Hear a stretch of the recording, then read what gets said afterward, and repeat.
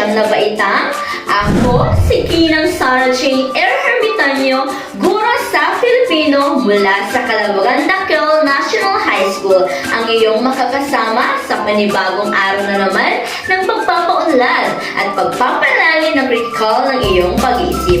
Kaya naman, ihanda ang iyong papel, panulat at self-learning module sa Filipino at humanda para matuto. Bago natin umpisahan ang ating paksa sa araw na ito, ay tayo muna'y manalangin.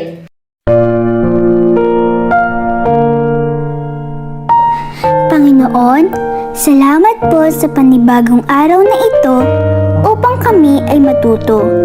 Buksan niyo po ang aming isipan upang lubos na maintindihan ang aming mga aralin.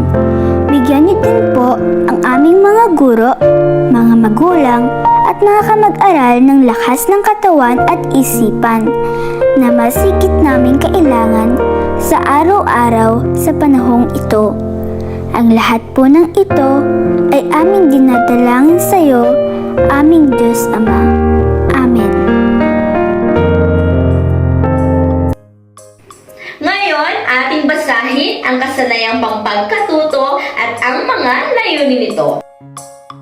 Ang kasanayang pampagkatuto ay nahihinuha ang damdamin ng mga tauhan batay sa dialogong napakinggan. At ang mga layunin nito ay una, natutukoy ang mga tauhan at nilarawan sila batay sa ikinilos sa akda. Pangalawa ay naiugnay ang mahalagang kaisipan sa tumuyan batay sa sariling pananaw, moral, katangian at karanasan ng tao. At pangatlo, nasusuri ang mga mahalagang pangyayari sa teksto. Class, bago natin umpisahan ang ating paksa sa araw na ito, ay tayo muna'y magbalik-aral. Ano ang ating paksa na tinalakay kahapon? Tama! Ito ay tanka at haiku. Ngayon, class, ano ang pagkakaiba ng tanka at haiku? Magaling! Ang tanka ay may 31 patig at may 5 taludtod. At ang haiku naman? Tama! Ang haiku ay may 3 taludtod at may 17 pantig. Isang panibagong paglalakbay na naman ang ating gagawin sa araw na ito. Alam kong magugustuhan ninyo ang lugar na ating pupuntahan dahil sa mga paborito ninyong mga hang na pagkain at ang mga sikat na aktor ng telenovela na nagmula sa Korea. Ang Korea ay tulad ng ilang bansa sa Asia na sinakop ng ilang beses ng mga dayuhan. Nakikita sa kanilang pamumuhay ang mga impluwensya nila sa China at Japan.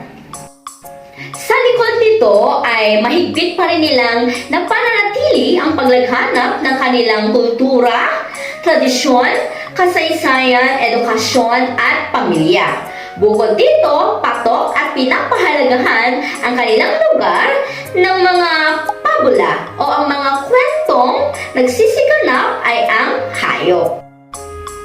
Tara na class, tayo na't maglakbay at matuto. Handa na ba ulit kayo? Tara na!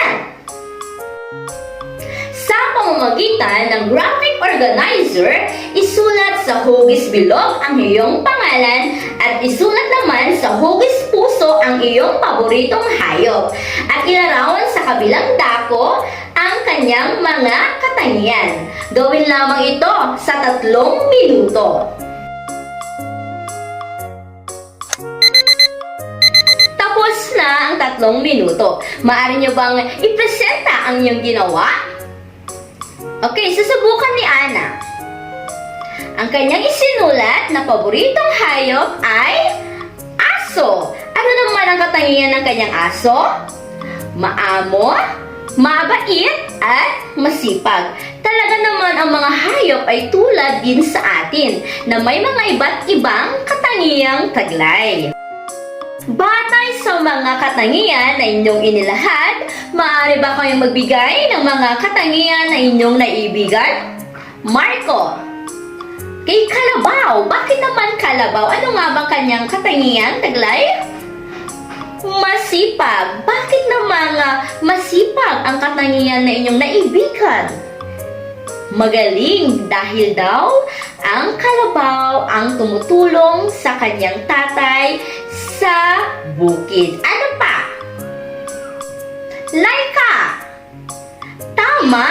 Ang kanyang aso raw ay matapat dahil daw ang kanyang aso ay laging nakabantay sa kanilang bahay. Siguro ang kanilang aso ay tinaguriang ding tagapagligtas sa kanilang bahay. Tama ba, Laika?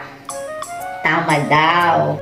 Ngayon na naman ay basahin ng mabuti ang mga pahayag at bigyan pagpapakahulugan ang mga salitang nasa lungguhitan sa pamamagitan ng pag-aayos ng mga ginulong titik upang mabuo ang mga kasing kahulugan ng mga salita. At pagkatapos gamitin sa pangungusap ang mga binuong salita. Atin ang sagutan. Una, nangangamba ang lalaki sa anumang mangyayari. Ano ang nangangamba? Maari bang ayusin ang mga ginulong titik? Anong sagot, class?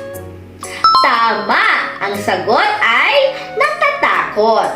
Magaling! At ang pangalawa, sumigaw ang tigre upang humingi ng tulong hanggang mapaos. Ngayon naman, ano ang mapaos? Tama! Nawalan ng boses. Magaling! Pangatlo naman, panay ang pagsusumamo ng lalaki sa tigre. Ngayon, ano ang pagsusumamo? Tama! Pagmamakaawa. Magaling! Pang-apat, pinag-isipan ng kuneho ang kanyang naging hatol. Ano ang hatol? Mahusay! Pagpapasya. Class, gamitin na sa pangungusap ang mga nabuong salita. Una ay ang natatakot. Gamitin nga sa pangungusap. Magaling! Si Ana ay natatakot tuwing gabi. Pangalawa, nawalan ng boses. Magaling! Siya ay nawalan ng boses habang kumakanta. Class, ang pangatlo naman, pagmamakaawa. Mahusay, ang pagmamakaawa ay nagpapakita lamang na mayroong kang kabutihang loob. Class, ang pang-apat naman ang pagpapasya. Magaling, ang kanyang pagpapasya ay tama. Sa inyong palagay, ano kaya ang ating paksa? Tama, ang ating paksa ay isang pabula. Pero ano nga ba ang pabula? Magbigay nga kayo ng isang katuturan ng pabula. Magaling! Ang pabula ay isang kwento na ang mga nagsisiganap ay mga hayop. Marami din tayong mapupulot na mga aral. Magaling, class! Ang ating paksa ngayon ay pinamagatang ang hatol ng kuneho. Atin nang panoorin ang ating paksa sa araw na ito, ang pinamagatang ang hatol ng kuneho. Ngayon, class, makinig at manood ng mabuti. Maaari kayong magsulat ng mga importanteng detalye sa inyong mga kwaderno dahil mamaya ay mayroon akong itatanong. Ang hatol ng kuneho ni Vilma C. Ambat.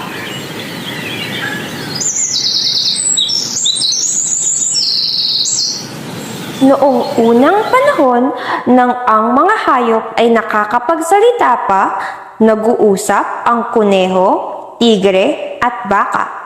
May isang tigreng naghahanap ng makakain sa gubat. Sa kanyang paglalakbay ay nahulog siya sa napakalalim na hukay. Paulit-ulit na sinubukan ng tigre na makaahon. Subalit siya ay nabigo. Sumigaw siya ng paulit-ulit upang humingi ng tulong, subalit walang nakarinig sa kanya. Tulong! Tulong! Tulungan niyo ako! Kinabukasan, muling humingi ng tulong ang tigre. Sigaw ito ng sigaw hanggang ito'y mapaos. Malungkot at sa sobrang gutom ng tigre ay napalumpasay na lamang siya sa lupa. Naisip niya na ito na ang kanyang kamatayan. Mga ilang sandali ay nakarinig siya ng yapak. Nagkaroon siya ng pag-asa at tumayo. Ako ay nagugutom na. Maaari niyo ba akong tulungan? Tulong! Tulong! Isang lalaki ang nakarinig sa kanya at dumungaw sa hukay. Isang tigre! Pakiusap, tulungan mo akong makalabas dito. Kung tutulungan mo ako, hindi kita makakalimutan. Naawa ang lalaki sa tigre, subalit naisip niyang baka kainin siya nito. Gusto sana kitang tulungan. Subalit, nangangamba ako sa maaring mangyari. Patawad.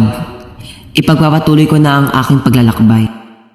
Muling nagsalita ang tigre at nagmamakaawa sa lalaki na tulungan ito. Sandali! Sandali! Huwag mong isipin iyan. Huwag kang mag-alala. Pangako ko, hindi kita sasaktan. Nagmamakaawa ako. Kapag ako ay nakalabas dito, tatanawin kong malaking utang na loob. Tila labis na nakakaawa ang tinig ng tigre, kaya bumalik ang lalaki para tulungan ito. Nakahanap siya ng troso at dahan-dahan niyang ibinaba sa hukay. Gumapang ang tigre paakyat hanggang makaahon sa hukay. Nakita ng tigre ang lalaking tumulong sa kanya. Inikutan ng tigre ang lalaki at nagsimulang maglaway. Sandali! Hindi ba nangako ka sa akin na hindi mo ako sasaktan o kakainin? Ito ba ang paraan mo ng pagpapasalamat sa pagtulong ko sa'yo? Wala na akong pakialam sa aking sinabi dahil ilang araw na akong hindi kumain. Sandali. Tanungin natin ng puno ng pino kung tama bang kainin mo ako. Sige, tanungin natin ang puno ng pino. Pero pagkatapos natin siyang tanungin, kakainin na kita. Gutom na ako. Anong alam ng tao sa pagtunaw ng utang na loob? Bakit ang pagkuha nyo ng dahon at sanga upang mapainit ang inyong mga tahanan at gamitin pang luto ng inyong pagkain? Mga taon ang ibinibilang namin upang lumaki at kapag kami malaki na, pinuputol ninyo kami. Ginagamit ninyo kami sa pagtatayo ng mga bahay at pagpapagawa ng inyong mga kasangkapan. At isa pa, tao rin ang humukay ng butas na iyan. Huwag ka nang magdalawang isip. Kainin mo ang lalaki na iyan. Oh, lalaki, anong masasabi mo doon? Hintay. Hintayin natin ang baka sa kanyang paghatol. Para sa akin, walang duda sa kung ano ang dapat gawin. Dapat mo siyang kainin. Mula nang kami ay maisilang, naglilingkod at pinagsisilbihan na namin ng mga tao. Kaming mga baka ang nagbubuhat na mabibigat nilang dalahin. Inaararo namin ang bukid upang makapagtanim sila. Subalit, ang kapalit na binibigay nila ay ang pagpatay. Gagawin kaming pagkain at ang aming mga balat ay ginagawang kung anong-anong bagay. Kaya huwag mo kong tanungin tungkol sa pagtanaw ng utang na loob. Kainin mo ng taong yan. Tingnan mo, lahat sila ay sumasang-ayon sa akin dahil ang ginagawa niyong mga tao ay ang ikinasisira namin. Kaya humanda ka na sa iyong kamatayan.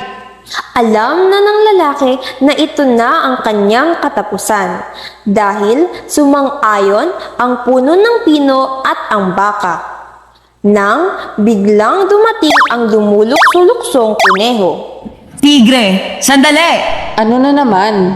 Pakiusap. bigyan mo pa ako ng isa pang pagkakataon. Tanungin natin ang kuneho para sa kanyang paghatol kung dapat mo ba talaga akong kainin. Walang kwenta. Alam mo pareho lang sa sagot ng puno ng pino at ng baka. O sige, pero huli na ito. Gutom na gutom na. Isinalaysay ng lalaki at tigre ang nangyari. Matamang nakinig ang kuneho, ipinikit ang kanyang mga mata at pinagalaw ang kanyang mga mahahabang tenga. Pagkalipas ng ilang sandali, muli niyang idinilat ang kanyang mga mata. Nagsalita ang kuneho. Tignan natin, sabi mo nahulog ka sa hukay at ikaw naman nakatayo dito sa taas. Pumunta kayo sa mga posisyon ninyo noon upang mapag-isipan ko pang mabuti ang aking hatol. Wika ng kuneho. Tumalon agad ang tigre nang hindi nag-iisip. Ang gusto lamang niya ay matapos na agad ang usapan nang makain na niya ang lalaki. Ganito ang kalagayan ninyo noon. Ikaw, tigre, ay nahulog sa hukay. Ikaw naman, lalaki, narinig mo ang paghingi ng tulong kaya tinulungan mo ang tigre. Ngayon, maaari na akong magbigay ng aking hatol. Ang problemang ito ay nagsimula ng tulungan ng tao ang tigre na makalabas sa hukay. Sa ibang salita, kung ang tao ay hindi nagpakita ng kabutihan at iniwan ang tigre sa hukay, walang problema. Kaya naisip ko na magpatuloy ang tao sa kanyang paglalakbay at dapat manatili ang tigre sa hukay.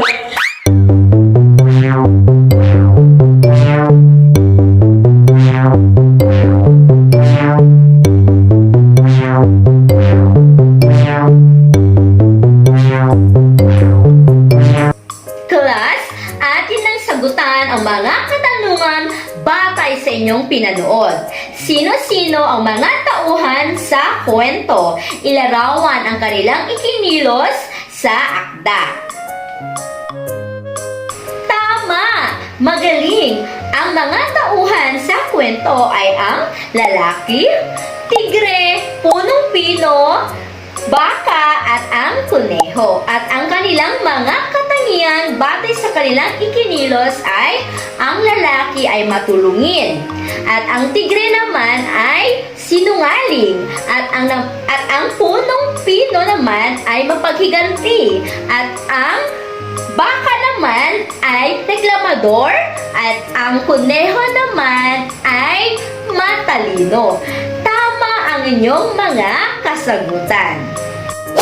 Ano ang dahilan ng punong pino at baka kung bakit hindi nila tinulungan ang tao? Tama ba ang kanilang pasya? Magaling, hindi tama dahil sila ay parang naghihiganti, di ba? Ang punong pino at baka ay parang mayroon silang galit sa mga tao. Pangatlo, ano ang naisip ng kuneho na gawin bago siya magpasya? Anong pag-ugali ang mayroong ito? Pinabalik ng kuneho ang tigre at ang tao o lalaki sa kanilang posisyon.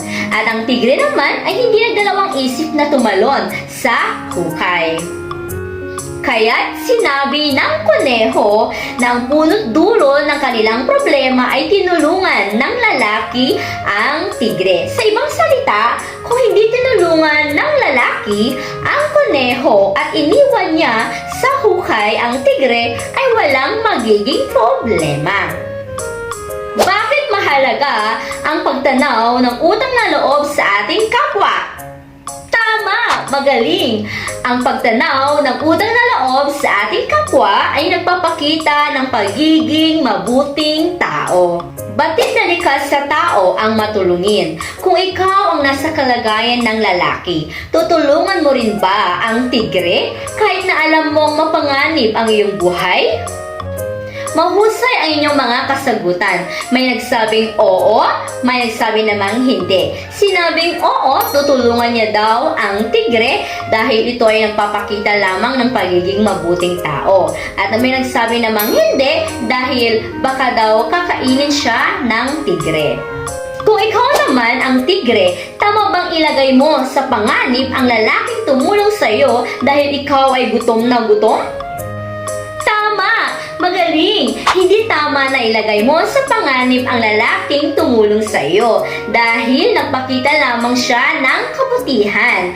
At dapat marunong tayong tumanaw ng utang na loob. At sa panghuling katanungan, ano ang nais pabatid ng mensahe ng ating aralin? Magaling class! Ang mensahe ng ating aralin ay dapat marunong tayong tumanaw ng utang na loob.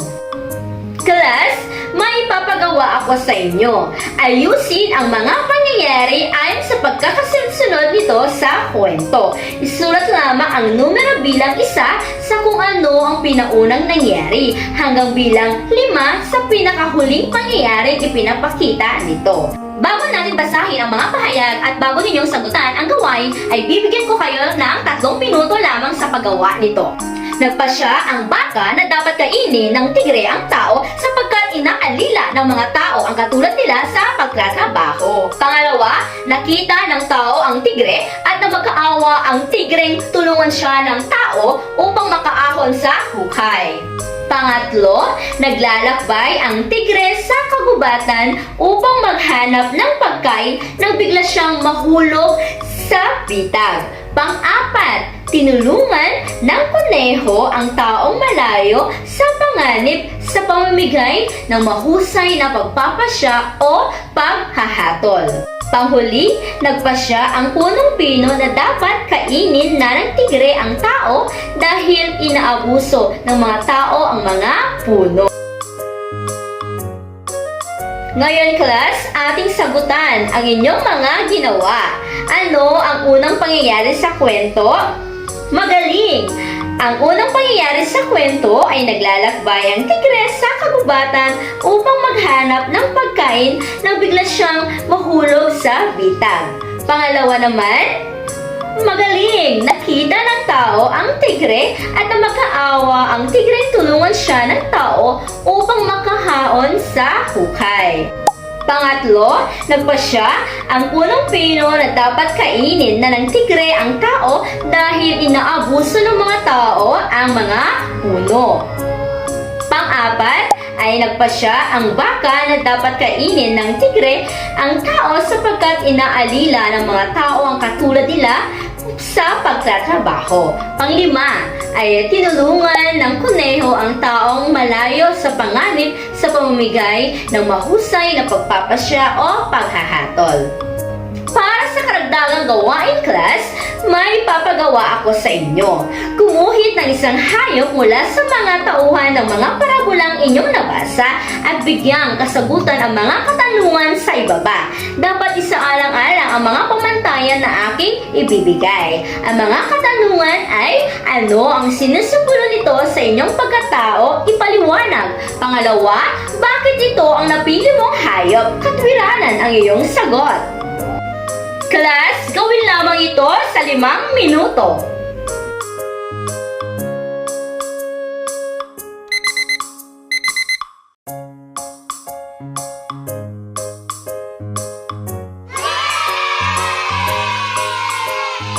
Class, inyo nang isulat ang takdang aralin sa araw na ito at gawin yan sa inyong bahay at ipasa ito bukas. Maliwanag ba, class?